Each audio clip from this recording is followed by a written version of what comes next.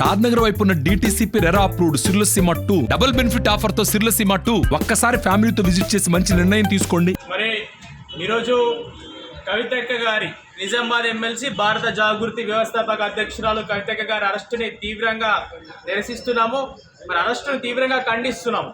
ఎందుకంటే ఈరోజు చూసినట్టయితే రేపు 3 గంటలకు మనకి ఈ లోక్సభ స్థానాలకు ఏదైతే వెంటనే నోటిఫికేషన్ వస్తుందో దాని తర్వాత మరి ఈ మోడీ చేతుల్లో కానీ బీజేపీ చేతుల్లో కానీ అధికారులు ఎవరు ఉండరనే ఉద్దేశంతో బిఫోర్గా ఈరోజే మరి అధికారులను ఒక చేతిలో ఆడించుకుంటూ ఈడీని మరి తన సొంత జేబుల్లో సంస్థలే చేసుకుంటూ ఈరోజు అరెస్ట్ ఏదైతే ఉందో తీవ్రంగా ఖండిస్తున్నాము.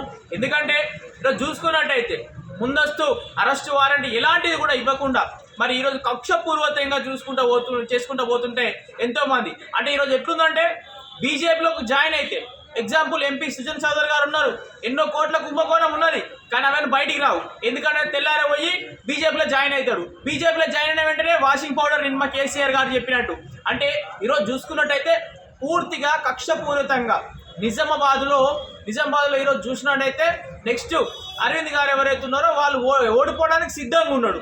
సో కవితక్క గారు ప్రచారానికి వెళ్తే కనుక మరి వెంటనే ఓడిపోతారన్న ఉద్దేశంతో ఈరోజు కవితక్క గారిపైన కేసీఆర్ గారిపైన కుట్రతోటి మరి మాత్రమే ఈ అరెస్ట్ అని చెప్పి తెలియజేస్తున్నాం. రానున్న రోజుల్లో కూడా నిరసన కార్యక్రమాలు తెలియజేస్తాము, బీజేపీకి బుద్ధి చెప్తాము, ఖబర్దార్ అని తెలియజేస్తున్నాం. ఎందుకంటే ఒక మహిళను అరెస్ట్ చేసేటప్పుడు కనీసంగా కూడా నియమ నిబంధనలు పాటించకుండా, ఎందుకంటే మనకు తెలుసు 6 తర్వాత కూడా మహిళలను ఏ విధంగా కూడా అరెస్ట్ చేయొద్దని చెప్పి మన రాజ్యాంగంలో ఉన్నది. మరి ఏ విధంగా మీరు ఈ విధంగా అరెస్ట్ చేసి ముందుకు వెళ్తున్నారు? రేపు సుప్రీంకోర్టులో విచారణ ఉన్నది. విచారణ ఉండగా కూడా కేవలం ఒక్క రోజు ముందు అరెస్ట్ చేసి కక్షపూర్వకంగా పూర్తిగా కనబడుతుంది.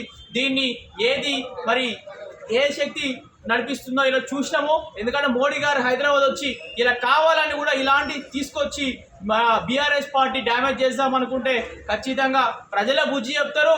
ఎంపీ ఎలక్షన్స్లలో 100% బీఆర్ఎస్ పార్టీ విజయం సాధిస్తుందని తెలియజేస్తున్నాము. నిరసనగా కూడా రేపు నల్లబాజీల కార్యక్రమాన్ని ధరించి మరి వివిధ రాష్ట్ర వ్యాప్తంగా కూడా ఆందోళన కార్యక్రమం చేపడతామని తెలియజేస్తున్నాం. మరిన్ని వీడియోస్ కోసం ఛానల్ ని సబ్స్క్రైబ్ చేయండి. లేటెస్ట్ అప్డేట్స్ కోసం వాట్సాప్ ఛానల్ ని ఫాలో చేయండి. అండ్ లింక్ డిస్క్రిప్షన్ లో ఉంది.